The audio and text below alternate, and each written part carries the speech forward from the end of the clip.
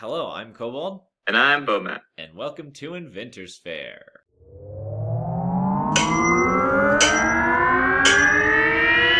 Haha!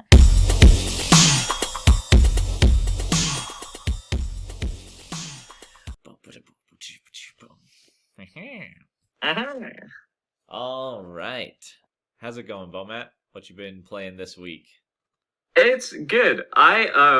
I have not played a game of Magic since we last recorded, but I did find a fun game that you can play with Magic, and that's typing words into Google and then putting MTG after them and finding all of the cards that have that name in them. I was thinking of names for this week's card, and I had an adjective that I wanted to use, and I was like, I think there's other cards with this in it. And yes, there was like 7 or 8. And so then I did it with a couple other things. Thought it was fun. And then I did it with some words and absolutely nothing came up. So it might only be fun with like certain words, but I enjoyed it. What about you? What have you been playing? That's funny because I also haven't played a ton of Magic since we last recorded, but I also found a fun game that you can play with the Scryfall search, which is when you get to the end of the search results, it has a parody piece of flavor text where it says, the arc of my blade has carved a path of light to the end of these search results. So if you type in the first half of that, it'll pull up the cards that have that flavor text, and it Swords to Plowshares. But when you look at all the versions of Swords to Plowshares at the bottom, it'll have another parody piece of flavor text to say something about the end of the search results. So you can type in that, and you can just find all these search results, or all these flavor texts. That anyway, it was fun. I had a good time going through this like progressive list of flavor text that Scryfall has programmed in to display at the end of the search results. It was fun. But yeah, I played a March of the Machine quick draft on Arena, where I drafted red and green counters, and it went okay. I think I only won 2 of my games, but they were fun. I love drafting March of the Machine. There's so many cool cards in that set. But I Did also, you I did play Magic. I went to the Murs of Karloff Manor pre-release. Yes, yeah, that's what I was going to ask was literally about. thinking, I Was was like, like, you did I go swear I to a did pre-release this something. week for something that was kind of big. I did, yeah. I was because of working at the school, and that weekend I had to finish the floor for the play. I only got to play one of my rounds, but I did win it. And I actually played against a guy who I played against during the Wildsville Drain pre-release. I went to the same store, and him and his daughter were there, and I built my decks with them at the table last time, and then I ended up playing against the dad last time, and he was the only person I played against this time, and it was very fun. I played a black and green discover evidence. What's it called? Take evidence, discover evidence. Exiling cards from my graveyard to get effects, and it was pretty good. I disguised some cards. I have never played with morph cards or manifest cards really like at all. Every once in a while, I think I may have cast 1 or 2. I disguised some cards and flipped them over, and I did pretty good. I won one of my rounds, got an extra pack. I got 2 Krinkos. I got a Rakdos. I didn't play with any of the red cards Actually, I didn't play with any of the legendary creatures I pulled. I pulled 5 legendary creatures, and I didn't play any of them because the colors that I had built a Jeskai deck first because I wanted to play basically all of my legendary creatures, but it just wasn't very good because Ezram, Agency Chief, and Alcus Proft both deal with like clues and investigating and card draw, and I didn't, and I got Proft's Adectic Memory or whatever it is, where it's like a legendary enchantment that also deals with drawing, but I didn't have any other clue support or drawing card support. It was like those 3 legendary cards and nothing else, and I was like, all right, well. Yeah. But I did have good ramp and fixing and stuff to play black and green, plus I love black and green anyway, so. But yeah, my deck did pretty good. I won 2 games outright, and then I didn't have time to play the third one with him, so I grabbed my prize pack and headed out to work. But yeah, that was fun, actually. The Nice. Murder Carla Manor. I hadn't paid much attention to stuff as it was being released. I was vaguely aware of the story and stuff. Yeah, I had a really good time. Yeah, I like I said last time, I really like a lot of these cards coming out in Karlov, so I'm excited to get to play with some of them. I haven't at all yet, but once it hits Arena, and I think it has hit Arena now, Yeah. sometime this weekend, I'm hoping to have some time to get on and play with some of the cards, because I'm looking forward to that. All right. So this week we're making 1 mana cost commanders. And we rolled for colors and then promptly ignored those because we decided we wanted to do other things. Absolutely. Yeah. No, absolutely. It's funny because 1 mana commanders is kind of an interesting space to try to design in, because there are some there are some good examples of like fairly good ones, and then there are some that are just like nightmare inducing, like Ragavan, where you don't want to sit down across from it, and it's frustrating. Yeah. I don't know if that's a commander experience or just a Brawl experience, but on Brawl, it is my least favorite thing up there. I actually lied because I did play another paper game of Magic at my friend's birthday party. Her boyfriend's really big into Magic, and he made her in like an all legendary women's deck, and it's a landfall deck with Tatiova as the commander, and it's pretty good. But we played a 6-person game at her birthday party. It took a while, but I played against a Ragavan in person for the first time. I've never actually sat down across from a real Ragavan, and I did. It wasn't the commander, but I played it turn 1, and yeah, I killed it. I actually Pongified it and made it into a 3/3 monkey instead. So it's pretty much an upgrade. Kind of funny. And it was in his Kibo deck, so that was actually, he was like not that sad about it. I mean, losing Ragavan's never great. Anyway, the point is, yeah, 1 mana commanders, there's a whole swath of them. I also, the reason I started that whole Scryfall thing was because I had searched for all the 1 mana legendary creatures there are. A lot of them I found have, it's 1 mana for a creature, and then there's like abilities that you pay into. You put more mana into them to get an ability. Or they cost something. Like the 1 mana Ashnod, you have to sacrifice a creature in order to get a simple ability, kind of a thing. So often it's not like the creature and then the ability. It's like the creature and then there's an ability that costs something, which makes sense. Yeah. But there's also great 1 mana commanders like Hope of Girapur. I really like.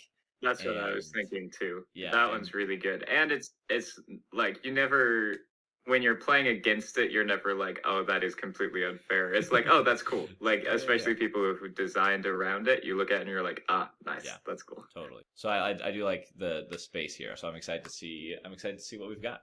So I decided to go with blue, and the thing that I wanted to do was there's a card called Sigiled Starfish. Yeah. That you tap it to scry. So essentially this, and I wanted to make use of something that I really like, but I wanted to make it so that it wasn't completely broken. So essentially what this is a starfish that is a 0/1, and it comes down, and you can tap it, and you and target opponent each scry. And then it untaps itself on each upkeep. Okay. So it does an untappy thing, which I think is fun, but not. But if it's just at each upkeep, it's not breaking anything. Hopefully, yeah. So you can put things on it that make the tapping be more effective or less effective, but you have to build around that. And otherwise, it just gives you a neat scrying ability and lets you look through your deck and kind of stack the top of your deck. But it doesn't do that without a drawback, which I thought it's not a huge advantage, so not a huge drawback. Just one of your opponents also gets to do it. So that's kind of a political thing you can do too. So yeah, totally. That's pretty simple, but that's my idea. I thought I liked the idea of something that let you do that, let you scry and untapped itself, but also kind of gave you some room at the table to be like, hey, I'll let you have like a buddy and you're like, we're going to be scry buddies. I'm going to let you look at the top like 4 cards of your library, and then we can be best friends because of that. And you'll leave my little starfish alone. Nice. Yeah, that's fun. So do you have a name or like a plane that you think this would be from? I like the idea of it being like if there's a famous oracle and it's just like their pet starfish. It just has picked up this ability to like see into the future. So I think maybe Theros might be a good place for that. Then totally. I think Sigil Starfish is from Theros anyway. So that sounds right. Yeah. I'm not going too far away from that, but that's okay. And it would be something like, I hadn't thought of a good like name. I don't know what you name a starfish, and it would be like something, and then Oracle's Companion or something like that would be and then it's just like a starfish that randomly like sees into the future. That's fun. Nice. I like that. Yeah, I like that. It's not, there's other examples in Magic of them like taking a creature and then essentially making it into a legendary creature through different flavor and stuff, like taking ability that's popular, and then even the new Aurelia is basically just Sunfire Angel, whatever the Boros Angel is that has Battalion, and then does the same thing as Aurelia, the Law Above. Firemane Avenger, I think is what it's called. Anyway, it's almost exactly the same ability as what the new Aurelia has, but you can't run Fireman Avenger as your commander. Also, you would not necessarily want to, but now you can. Yeah. So I like that. I like that it's like it's nothing crazy. 1 mana, it gets to untap. Again. There's that thing about it's a 1 mana commander, but then you have to tap it for the ability, and you're giving your opponent something. So I think that's nice, like the balance of it only costs 1 mana, and it's fairly balanced. I should stop resting my feet on the stool that I have the computer on because I keep shaking the whole thing. And like, if people get really annoyed at the starfish, it's a 0. You just kill it. Yeah, like exactly. it's just dead. Does Sigiled Starfish have Defender? I know it's got 0 power, but Sinister Starfish and Sigiled Starfish don't. Do they have Defender? I don't believe so. Not off the top of my head. All right, what did you cook up? You said you were gonna work on a 1 mana artifact commander. So this is a bit of a meme. Okay. Which Right, anybody who's familiar with Servo Facts or Friday Nights, the Loading Ready Run scripted MTG comedy show. I like where this is going already. All right, so there's a joke on one of the episodes of Friday Nights, which is a scripted MTG comedy show that was done by Loading Ready Run, and they talk that the whole premise is that one guy wants to do this themed draft night where everyone's supposed to bring Inventors Fair themed snacks, which is actually funny because I forgot that episode is called Inventors Fair, which is the same name as our podcast. But in order to bully one of the characters into it, this other character follows him around going, "Thank you for subscribing to Servo Facts," and then just tells him all of these facts about servos. And one of them is, did you know that most servos are named Eustace? And so my commander is a 1 mana legendary creature artifact construct named Eustace. And there's 2 options here for the design. There's the fact that he's just a 1/1 artifact creature that costs 1, is a vanilla servo called Eustace. And then essentially you just have a servo token as your commander, but it costs 1 instead of being a token.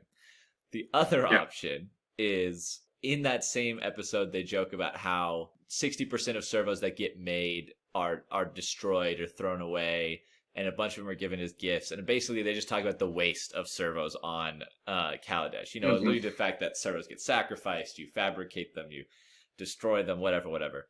Either the card is Eustace, and that's it. It's just Eustace, and it's a 1/1 servo artifact creature token. The other option is it's something called like Eustace Fabricated Avenger, and the ability is every time that a player would create a token, they create those tokens plus a servo, and then whenever Eustace or another servo dies, each player loses life equal to the number of servos they control. Wild. Punished for all their blatant and frivolous use of servos. I had this idea while you were talking too, and then we'll get back to that because this is a really short one. I think it's Eustace, and then it says legendary creature is named Eustace. Essentially, the legend rule doesn't apply to them. He doesn't copy himself at all, but because there's so many servos named Eustace, that he's just the legend rule doesn't apply to creatures you control named Eustace. That is also very funny. I think that the secondary ability where each person creates a servo whenever they create a token is just like a little too powerful for a 1 mana creature. Yeah. And thinking about other people who are playing token decks, the number of tokens that they could create is wild. So it could be that it's the first time somebody would create a token on their turn, they also create a servo. And then whenever a servo dies, they lose life.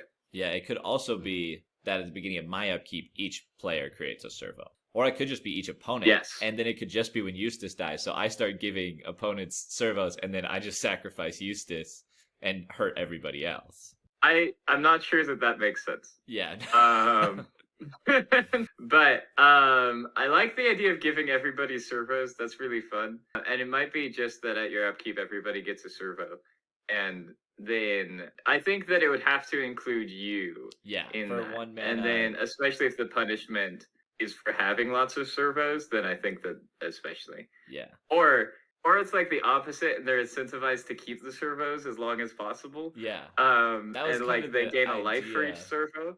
And so they like they get this little bonus for having their servos and keeping them around and not sacrificing them to everything. It also does Maybe. kind of feel in line with like a one mana commander where yeah, incentive it's like it's not as big of it's not as powerful because if it's losing people life, that's super abusable, right? Like it becomes very easy to kill everybody that way. Yeah. So if it might be, it's like a little game. Yeah. At the beginning of everyone's upkeep, they gain life equal to the number of servos they have. Totally. So everybody's just like trying to hold on to their servos. Yeah, and that makes it a better build around because then I can build a deck. Then you can build a deck where you're trying to make servos, not keep servos away, which was the problem with my original idea. I like that idea of gaining life for each servo you control is way better actually, because then people aren't throwing away their servos, and you can build around uses to make a whole servo deck where you're just gaining a bunch of life. I think that's simple. At the beginning of your upkeep, each player creates a servo and then gains life equal to the number of servos they control. Nice and really simple. It just triggers on your turn. Yep. And don't everybody, have to worry about anybody else's. That's funny. And like I see people getting unreasonably attached to the amount of servos that they have. If they're that's like, the I could sacrifice a servo, but then I'd gain less life. It's like one life doesn't really make that much of a difference, but it doesn't matter. When you've got 6 servos. Yeah, it adds up. It's like a fun group hug kind of commander. Yeah. Kind of builds a new like incentive into just a normal game, which I think is fun. Sweet. I like that a lot. Eustace, legendary creature. They're construct tokens, right? Servos. They're just called servos. Yeah. So it'd be a legendary creature, a legendary artifact creature construct. So does he not count himself? I think he should count himself. I think he can count himself. Yeah. Oh, for each. Oh yeah, so so they are creature type servo. They are? Okay, so perfect. So he'd be a legendary. He's just a creature type servo. Okay, awesome. That makes more sense. Oh, yep. Yeah, they're not even constructs. So that's perfect. No, they're just creature type servo. Perfect. Like Thopters are just Thopters. Oh yeah, because there's also other Thopters that aren't Thopter tokens and stuff. These are my little sketch notes from today. These are going to be fun sketches. These are that's great. That's good. That's what, I'm glad that you helped me walk through the servo because I liked the idea of it like incentivizing people to not get rid of their servos, but the losing life and everything. I was having a little bit of a hard time figuring out what would do that well, and I like the gaining life is great. That's like a great option for it. Perfect. Now, maybe there's some abusable... I mean, constant token generation is powerful, but it's only at your upkeep. It is powerful. You are adding 4 power to the board, but it's 1 power to everybody's board, so that doesn't really matter. And then everybody's servos like, if you build around it... if you build around it, like, you can then have things that, like, buff all of your tokens, and so, like, it is powerful, but if you're building around it, I think this is not the most broken token commander that you could build around. Yeah. Not even for 1 mana, because Rice exists. Also, it's monocolored, so you can't put things like Intangible Virtue, Tempered Steel, things that boost your artifacts and your tokens. Craterhoof Behemoth. Marionette Master, who's the biggest offender of sacrificing servos in the world. Servos, yeah. I think that it's good, and like it can go into other decks and be good, but not if you put it into like a green deck. Like it is just fine. Like it isn't like you're breaking it. I think our red commanders get a little closer to the. I was looking back at them. We were both looking back. There's like those red commanders in other decks are like pretty close to being problem children. But I like this space. I think that that's good, and I think that I would have a lot of fun playing with it and playing against it, which I think is a good sign. Yeah. Sweet.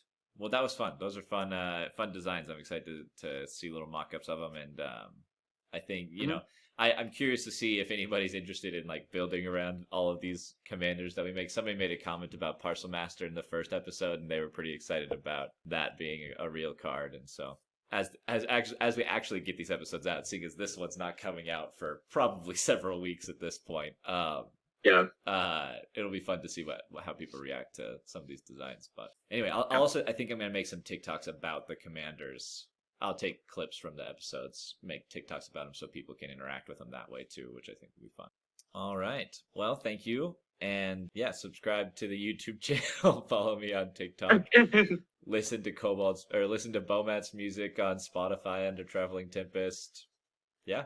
Thank you. This is super fun. I love doing this with you, and I think that this every week it's like a mini game for me now. I'm like, what's something we can do with this? Sometimes we pick a theme well in advance, sometimes like the night before, but it's given me kind of this like fun, creative like thing to do every week where I'm like, ooh, what can I do with 1 mana on a legendary creature? Yeah. And I went through like 4 iterations before I landed on like a blue like untappy thing. I was like, I think that's fun. And so then I kind of went from there. So it's fun to be doing this, and it's fun that people are interested. So yeah. All right. Thank you so much. See ya. See ya.